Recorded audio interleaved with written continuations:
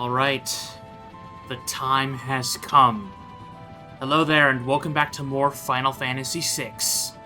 Last time, we made our final preparations, building up our team as strong as we can, within reason, to prepare for our siege of Kefka's tower. And while we can't see everyone in our party currently, trust me when I say, we are all prepared. In terms of how you conquer Kefka's tower, it is a multi-step process, and we're going to be in for a bit of a journey.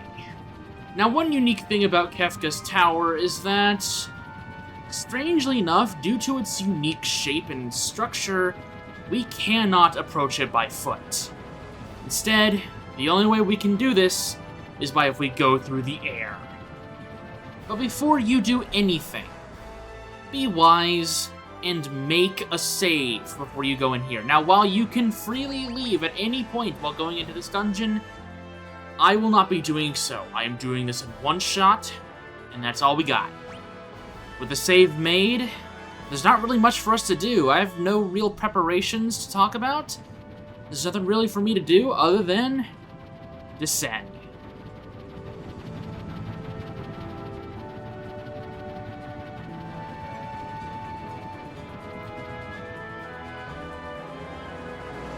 Now, Kefka's tower is very, very unique, as we not only get to make one party or two parties, but we get to make 3. We're going to bring 12 of our characters into this final battle. Now, as I said previously, I have already said I'm going to leave behind Gogo and Umaro for this journey, as I don't think they have as much weight narratively to go and take on Kefka. Now, deciding on who would be in each party was actually pretty difficult, but I ultimately decided on a few team captains. Now, I am not choosing my team captains and their whole team based on, like, narrative purpose and whatnot, but more of, I want to make sure every character can kind of get their moment to shine, and so I tried to be fairly evenly spread out, like the powerhouses of magic and physical powerhouses, to make sure that the teams felt fairly balanced. So we have Team Edgar right here, and he is going to be bringing Gao, Strago, and Shadow along with him. Team 2, aka Team Celeste, will be bringing Setzer, Locke, and Realm. And finally, Team Terra, based on process of elimination, will be bringing Cayenne, Mog, and Sabin. I think these teams are fairly well balanced, and they'll be able to showcase their abilities without being overshadowed by any of their companions. But there's not really much else for us to say, but let's head inside.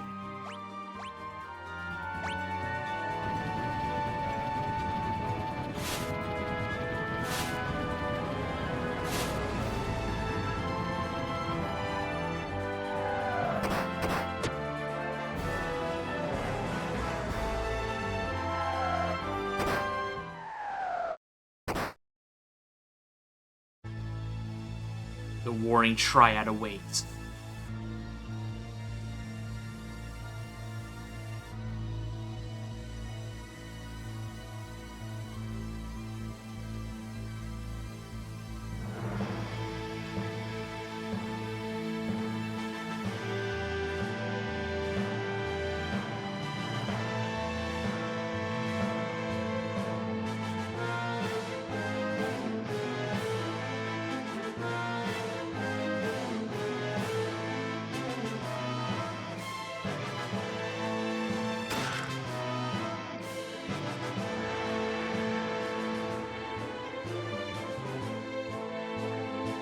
This is Kefka's tower. This is my favorite dungeon in the entire game, not just based off of aesthetics alone, but also this is the largest dungeon in the game and also holds the strongest monsters. Now, I grabbed the fixed dice here a long time ago without showing you where exactly it was. That treasure chest right there is exactly where it was. Yeah, so right here, this is the fixed dice. I didn't get very far into the dungeon to grab it, did I? Anyway, let's go ahead and turn on some encounters, because there are some powerful enemies in here, like the Vector Lithos and Great Behemoth. Unfortunately, this is not a great first impression, as we are now in the front row. Let's go ahead and rage a, oh, I gotta menu this fast, Behemoth King. We can go ahead and lure here. We're gonna need the healing for sure. Let's actually Cura everyone, and then we can have, Shadow begin Fuma Shuriken throws, and then we can have, Edgar go on auto crossbow throwing. Now, the damage here is going to be... Oh, that's right. I forgot Behemoth Kings are weak to healing. So, we're going to be kind of going on the offense with each of these teams. Now, unfortunately, I do have to be careful because a lot of the enemies in here are, you know, endgame enemies. Of course, they're going to be very dangerous to deal with. So we're going to have to be, we're going to have to play very careful. Great Behemoths are very tanky. Let's go ahead and rage a Holy Dragon. See if we can get some holy damage out here. 5,200 damage from that single jump. Edgar does not have a Dragoon Horn on him, but we don't really need one now, do we? Anyways, let's go ahead and move through. This dungeon is all about balancing your three teams to help each other navigate the dungeon, very similar to the Phoenix Cave. If we look around, this dungeon is huge. There's so many winding paths, and we can see that this tower is a culmination of the floating continent, the sealed cave, the capital of Vector, and various other towns, all conglomerated into this single building. It's both awesome and terrifying. Let's switch over to Team 2 here, Team Celeste, to navigate this other part of this floor. Let's go ahead and turn on encounters. We have another Minerva Bustier here. I don't really think anyone really needs to equip it, if they can at all. So we're not going to worry about that just yet. Instead, we're going to continue navigating. Now, Team Celeste is running into Primeval Dragons here. Let's go ahead and use some attack abilities. We have Realm here with Sketch Dual, not Sketch Dual Cast, but Standard Dual Casting. Let's go ahead and see how Fyraga's deal with this. And then let's go ahead and have Celeste do standard attacks from the back row for right now. I don't know if they'll survive this. Okay, one of them didn't. That's okay, 4,600. Decent roll right there, 1,200, 3,500. Okay, 2,300 damage there. This team is going to be doing some pretty decent offensive damage. Setzer learned quick as well, so he'll be able to act with his dice quite often. We'll need to keep an eye on our HP. I'm going to move Celeste into the front row. She's got quite a bit of defense, so she shouldn't really croak on damage quickly. We have two options here. Let's move up. There are a lot of treasure chests and items to get here. So trying to find all of them is going to be difficult. There's a pinwheel right there. We can't get into that little segment right there. Those like little pipeways in this this toilet area right here is actually part of the Castle of Vector. I believe this is actually their prison room. We can see a beast right there. I'm gonna turn off encounters and just let's avoid that for right now. Let's go ahead and see how Team Terra is doing. She grabbed a red cap recently, but let's see what lies on the other end of this doorway here.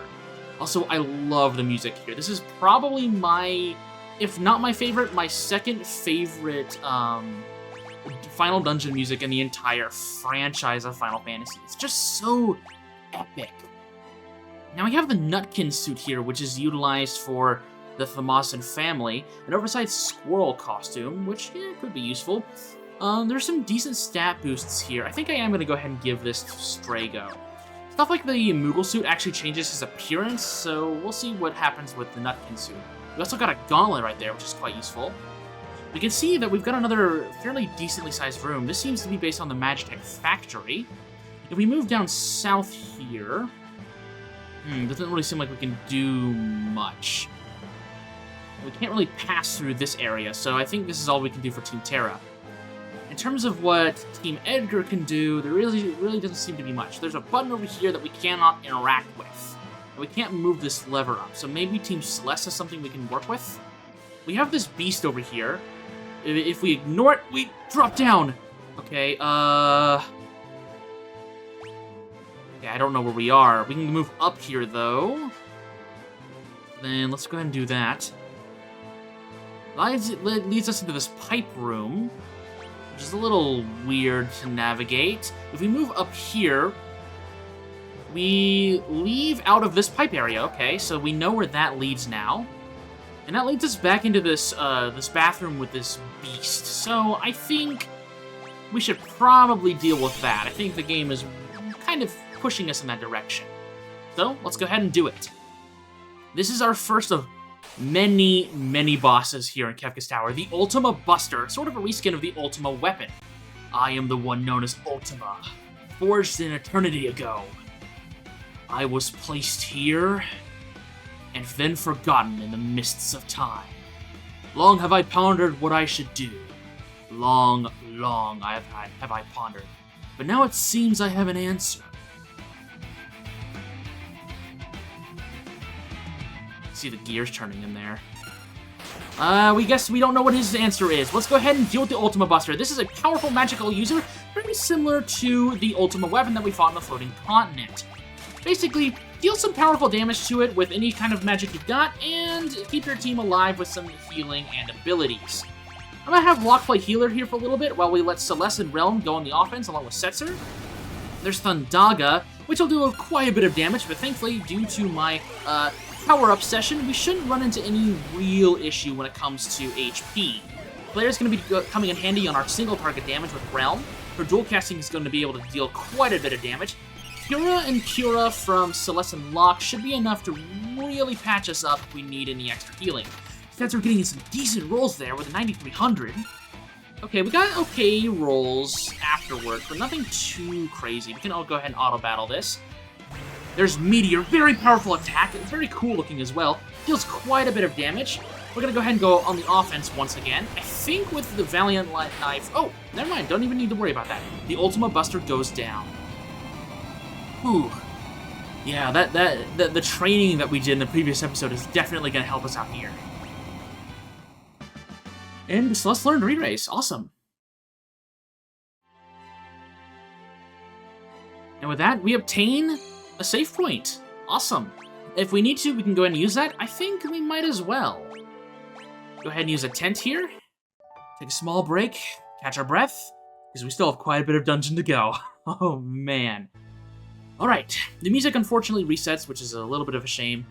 But we can go ahead and drop down here, which will lead us back to where we were navigating those pipes earlier. And we can take an alternative route now that we've dealt with the Ultima Buster. We have an extra area right here if we take this left pipe. This leads us out here with a treasure chest, the Force Shield, okay. That's another magical focused shield. I don't think there's really anyone who will want that currently, so I'm not going to worry about equipping that on anyone. We have a few options in terms of navigating the dungeon here. That'll lead us back up so we can go take this escalator down. I'm surprised that that's still working. I wonder if those are powered by magic or not.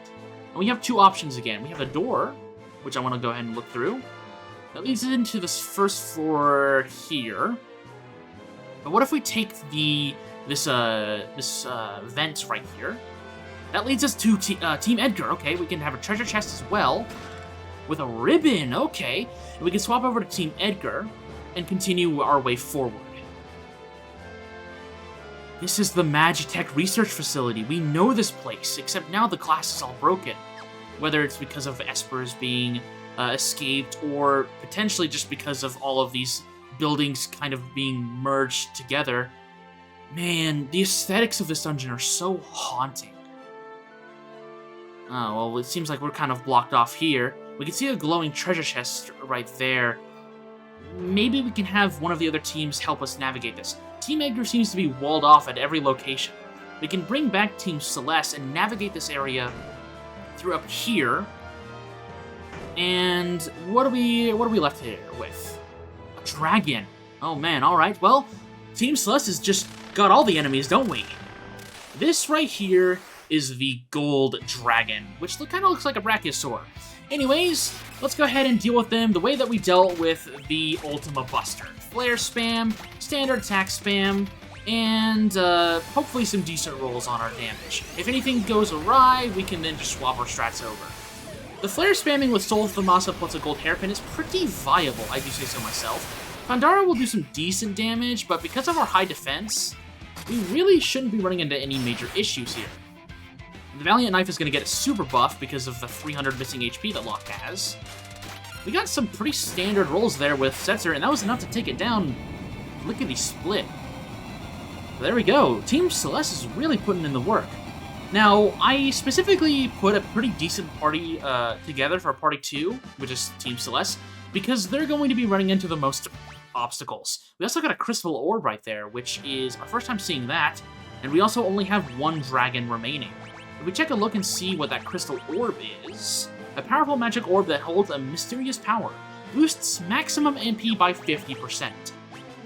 It's pretty decent, but it's not really anything mind-blowing. Our team setups are already pretty good. The next part of Kefka's tower, we are back in Vector. We recognize this place. This is the actual part of the Capitol building, the castle where Emperor Gestal would be. We can push this button right here. It doesn't really seem to be doing much, though. We can't unlock this door. So, okay then. Let's use Team Terra and see what we can find here. We can't seem to navigate anything through this area. Can we drop down? No, not really. Okay. Well, then let's follow around here. Can't walk around here, which is unfortunate. However, if we use Team Celeste, maybe we can find a way to get Team Terra to maneuver to the next area. There are a few other places we could have gone, so let's go ahead and look around. This doesn't connect, and it doesn't seem like, other than this treasure chest, that there's really much for us here. But there is a force armor. Well, moving around with Team Terra, we do have a southern entrance down here that we can also explore. And that leads us to another vent shaft here that'll bring us down to these stairs with a hero's ring. Quite useful relic if you don't already have a few of them already. I think that would be the fourth one you can technically get, though I skipped on one. There's not really much else for us here in this room, though, so let's go ahead and use this little slider here to maneuver us down to somewhere. Where are we? Oh, we're on the bottom segment of where we just were. We have this right here that we can interact with, along with a save point, which is quite useful. This treasure chest is empty. Let's go downstairs. But unfortunately, it's not going to be that easy, as we're ambushed by Ketu, Rahu, and its main body, the Inferno. We're going to go ahead and just try to deal some decent damage with Ultima. I have the Celestiad equipped. We're going to see what kind of damage we can really do with this ability. Maximum damage to every single one of them, removing the Rahu weapon.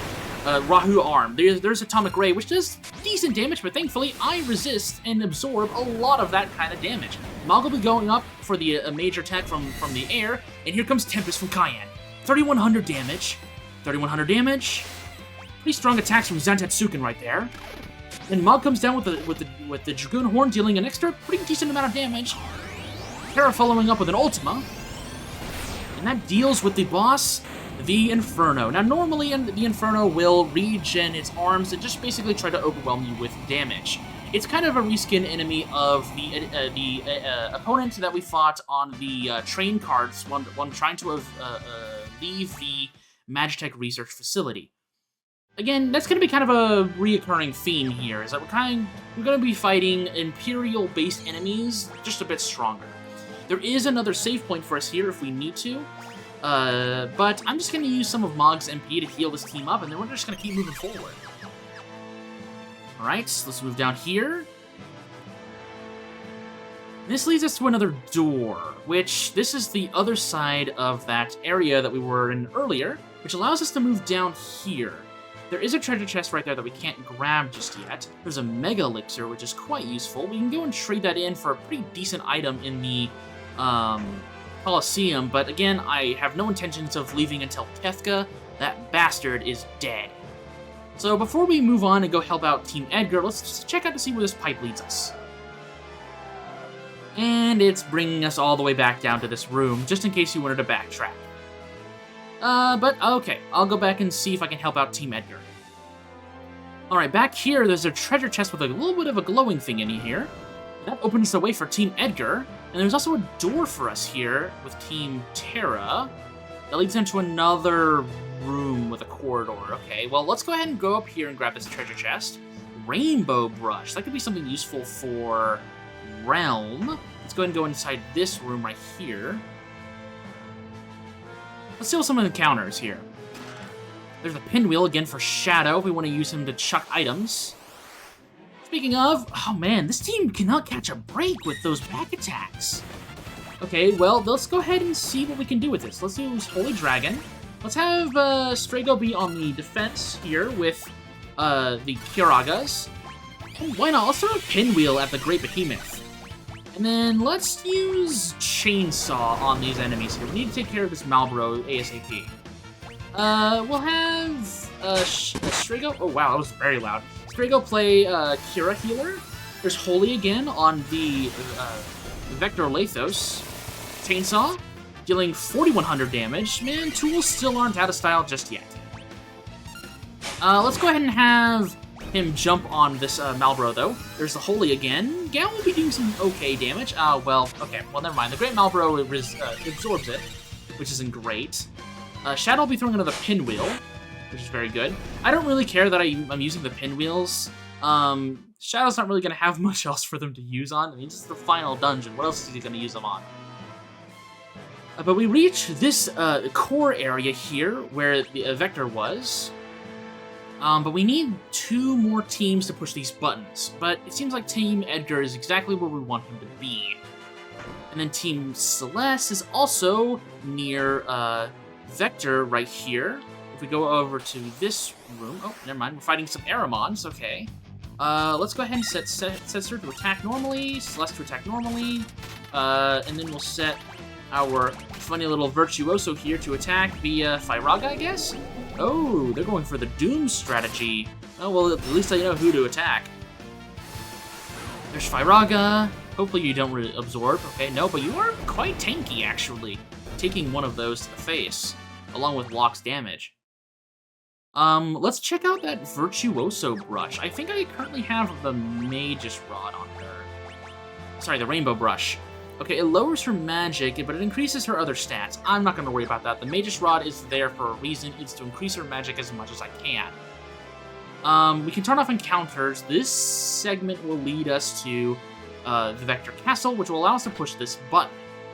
If we go back to Team Terra, this corridor will lead us to another dragon, which this one is our final one.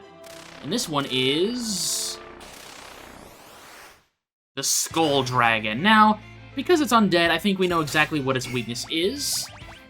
But I am not one to give a crap about weaknesses. I'm just going to jump on it, cast Tempest, and we're just going to go ham on Ultima. Because why not? It's our new toy, might as well show it off.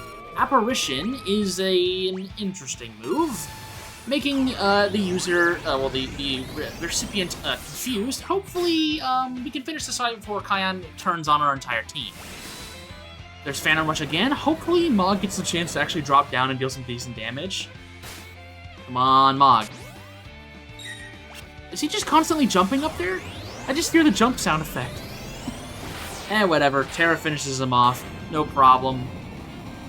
No issue there. That's all the dragons, though. And again, all of these guys are encounterable in the Veldt if need be. But again, we're here to settle our score with Kefka. Also, Mog, can you come back down here, buddy? All 8 dragons have been defeated. The 8th seal is broken. With all 8 dragons defeated, we obtain the Crusader Magicite. Now, this Magicite is the final one we're obtaining for this playthrough. If you're curious, this empty slot is for Odin, and this empty slot is for Ragnarok.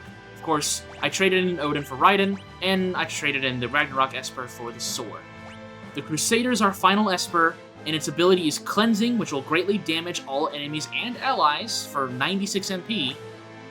And Crusader will teach you Meltdown, engulfs all enemies and allies in an ultra-hot flame, ignores magic defense, and will also teach you Meteor. And the level up will give you a 50% bonus to your MP level up bonus. This is the alternative way for you to learn Meteor if you decide to give up Odin. So that's really the main reason why I gave up Odin so quickly, because if I wanted to learn Meteor, I could just use Crusader. However, I took the time to just grab the Paladin's Shield instead so I can learn Ultima, and I think that's ultimately, haha, the better option. Anyways, we have now arrived in this vector part of the dungeon, and we can push both of these buttons to allow Team 1 to enter inside. And now that we've entered inside, we have a button to press. Let's go ahead and figure out what we need to do. Team 1 can only choose one of these buttons. Now, depending on which button you push, Team 1 is going to have a slightly alternate matchup, so to speak. And the one I want to go with is Team 1 going to the right. Pushing this button doesn't really do much right now as we need all 3 allies. But we can push this 4-ton thing here. We probably shouldn't crush Terra, though. Let's go ahead and push this down. Edgar showing off that muscle. There we go. And that allows Team Terra to move in and select her own path. Now, she's kind of forced to go to the left side here, and we're going to go ahead and push down this 4-ton here. Terra showing off that strength. Ha! Narrowly missing Celeste in the process. Sorry, I wasn't trying to do that. Strikes a pose as Team Celeste marches in to finish off the job by pushing this final button. Alright, we move in with Team Terra. We know the idea by now. We push these buttons and it'll activate something pretty interesting. There we go. Allowing access to a center door here for Team Celeste to move through. Squaring off against an enemy that we knew slightly about, and we could have encountered in the World of Balance, the Guardian, the strongest weapon in the Empire, or what was remained of the Empire. Activating default program, Magitech Laser. We're gonna go ahead and just dispatch this post-haste. We're utilizing some Thunder Magic, as that is, obviously, it's this machine's weakness, and using some good old luck with Setzer, and perhaps some healing with Celeste or Locke. Thundaga is going to be doing the most amount of damage here, and thanks to our Soul Thamasa, we should be able to dispatch this enemy pretty quickly. You can technically fight the Guardian in the World of Balance, but it's basically invincible, and there's really no realistic way that any normal player is going to be able to take it down, even if it wasn't invincible in the World of Balance. So this is kind of your point to take it down without any drawbacks to really show how far we've come. And Realm, the little destructive gremlin, is really showcasing how strong we have gotten so far. And with that, we obtain a save point. But that isn't all for us here, as we still have something to do with Team Celeste. But I would suggest saving isn't that bad of an idea, so let's go ahead and do that. Okay, there we go. Now we move forward with Team Celeste, and that leads us into this kind of small little corridor that'll move us up here. We can see that there's like a glaring effect. But before we do any of that, we should probably head south here and free our other teams to go and deal with their own demons. So let's go ahead and move over with Team Terra. If we go over here through this door, it'll allow us to enter this westernmost entrance, where we can kind of see where this is going. And we have another statue, another member of the Warring Triad, barring our way. But that isn't all, because on Team Edgar's side, there is another Warring Triad statue, barring our way. Kefka's influence over magic has become so great that he even manipulates the Warring Triad themselves, the supposed gods of all magic. And unfortunately, if we want to put down Kefka, we've got to go through them. So, let's go ahead and go in order. Edgar, you and your team are up. This is the Goddess. We side attack her, which allows us to have a few advantages against her. Primarily that, we can do some pretty strong damage, but unfortunately it also means healing is a little difficult. So I made sure that each side kind of has their own support. I'm gonna go ahead and use Lore here and try to Mighty Guard everyone immediately. Unfortunately, I was a little slow there, so I didn't get the ability to get Gao on this. So let's go ahead and Phoenix down him, and then we'll have a Cura ready to go for Gao. Then I'm gonna have Strago play heal here, and have him Cura Edgar here. And then we're going to have, let's see here, we'll have, let's have Gao try to slow the Goddess. We're gonna have Edgar play aggressive here, along with Shadow, with Drill and Fuma Shurikens. And you know what, why not? Let's go ahead and get a Grand Delta in there. And in terms of Gao, we're gonna go ahead and use Valley Gromada for Tri-Disaster. Once again, we're going to go ahead and try to use Drill here. We're going to throw a Fuma Shuriken. The Goddess is basically just a master of powerful magic, like all of the Warring Triad are. So the general game plan is to just keep your team healthy and just survive. Here's Tri-Disaster, which unfortunately healed her. It's a random chance of what type of magic ability we get. She did not like Gao for that, holy moly. Just going for the Thundagas on the counters, but thankfully, due to our Mighty Guard, we're able to counter her pretty well. Let's go ahead and try to get the raise on Gao here. And let's try to get another Cure in here as well. There's Thundaga, but thankfully Strago avoids it. We get the raise. Let's go ahead and get the Curaga as well on the eastern side here. Just in case we need to worry about the boys over there. Oh man, she does not like Gao. I knew that she was powerful in terms of thunder magic, but I didn't expect I really needed an extra thunder shield on Gao. There's Flash Rain, which unfortunately, actually no, that probably shouldn't take down anyone out here. Let's go ahead and utilize some more of Strago's abilities. So let's go ahead and get another Mighty Guard up to help Gao here. And let's go ahead and heal up Shadow. And let's try to get this back. Let's try to get this fight back in our hands here. We're gonna have to kind of bite the bullet on the Thundagas and just try to win this fight as quickly as we can. There's Quasar, which is actually an ability Strago can learn. Let's see which. Okay, she hit everyone with that. Let's just try to play resourceful here and just heal up. I guess, now that I don't really have much to talk about, the Goddess is actually fairly interesting. She's a character that's gone through a lot of censorship changes across the various versions of this game, due to her physical appearance.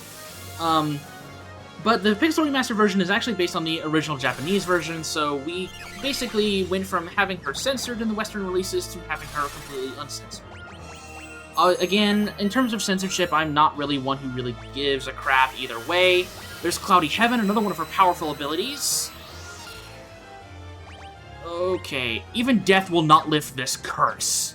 We're on a timer now. We need to get this done now. I need to be aggressive no matter what happens now.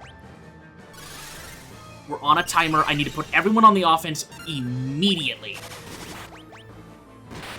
And with that, the Goddess is slain by Shadow's hand, Edgar's hand, and, well, I guess Gao was there too. I'm so sorry, buddy. Whew. Again, I tried to make these teams fairly balanced and to give them all a time in the spotlight, but this game just really seems to hate Gao. But we learned Quasar in the process and obtained the legendary sword Excalibur. And with that, one of the three Warring Triad, one of the three gods of magic, has been slain, giving us a save point. I'll gladly take those, but before we proceed with Team Edgar, let's move on with Team Celeste and their opponent, the Demon. Now, the Demon is also a fairly interesting enemy, being very dangerous, but thankfully we can utilize powerful magics to kind of deal with him in a pretty decent way. We're going to go ahead and use Celeste to be on the defense here with magic, and we'll have Realm here and Setzer go on the offense here. Double Flares is going to be doing a lot of our damage here, along with hopefully high rolls. Locke should be able to do some decent damage as well. Turf Ring is a powerful physical attack. That's kind of the demon's specialty, is physical attacks.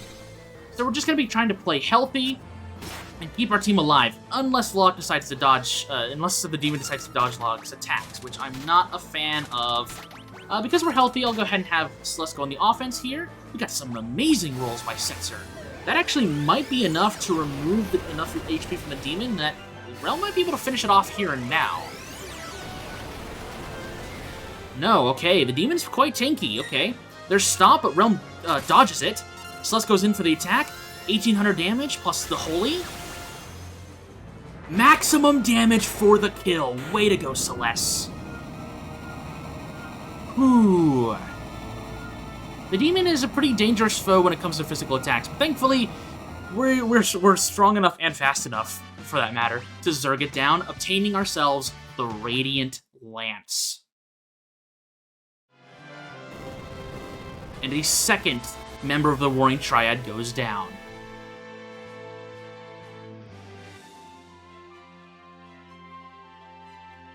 But there's one more to go.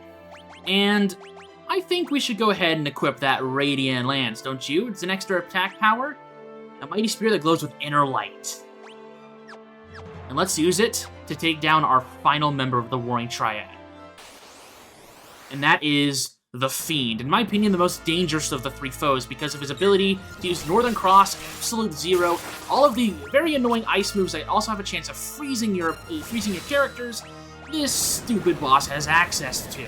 Thankfully, we have a lot of very powerful characters on our side in this team that should be able to deal with this opponent without much issue. The Paladin Shield on Terra is going to allow her to dodge a lot of stuff, so we should be able to just take it down with these two, even if Cayenne and Mog aren't able to actually do anything. Now, I would like to actually be able to use them, but I don't know what's going to happen. Let's go ahead and try to use Cura here with Sabin. The Fiend is glowing. Fiend's aura is trembling violently. I don't like the sound of that. There's Blizzaga on Cayenne. It does 0 damage, though. Let's go ahead and try to jump with Mog. Let's try to get these the remaining characters here to get in here on the action. There's Force Field, a very powerful attack. It does now immune to fire. It will now make it very difficult for you to actually hit it. Unfortunately, I don't seem to be able to hit him with physical attacks, which isn't great. So good job there, guys. You're doing wonderful. Anyways, let's go ahead and start auto-battling here, because I think we have kind of locked the Fiend into a corner here, where he's going to be taking powerful attacks to the face. There's not really much he can do to deal with this. There's Force Field again. What is he going to be immune to? Thankfully, it doesn't really matter. Now I'm immune to Holy Energy. Well, thankfully I got rid of the Holy Lance. Now, okay, we finally got an attack through. Very powerful damage. 9,000 damage there, roughly. A little bit more than that. Ultima and Phantom Rush should be enough to take him down, though. Yep, Tempest. Didn't even need it. And with that, the Fiend is destroyed. And our third member of the Warring Triad has been finally put down, and hopefully that weakens Kefka's magic just a little bit. And with that, we also obtain the Mutsu no Kami.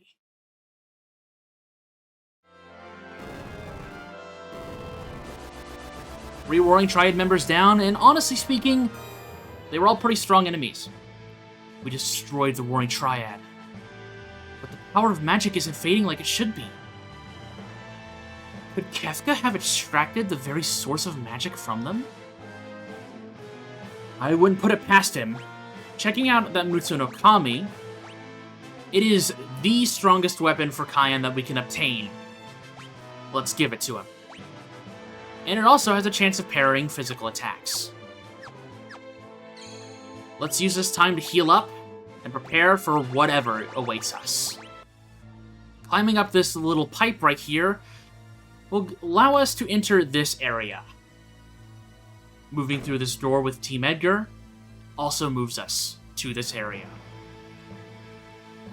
And moving forward with Team Celeste will give us another save point, which I am, of course, going to use. But once we're ready, we drop down with Team Celeste, and it lands us here. Next time on Final Fantasy VI, we confront Kefka and finish this once and for all.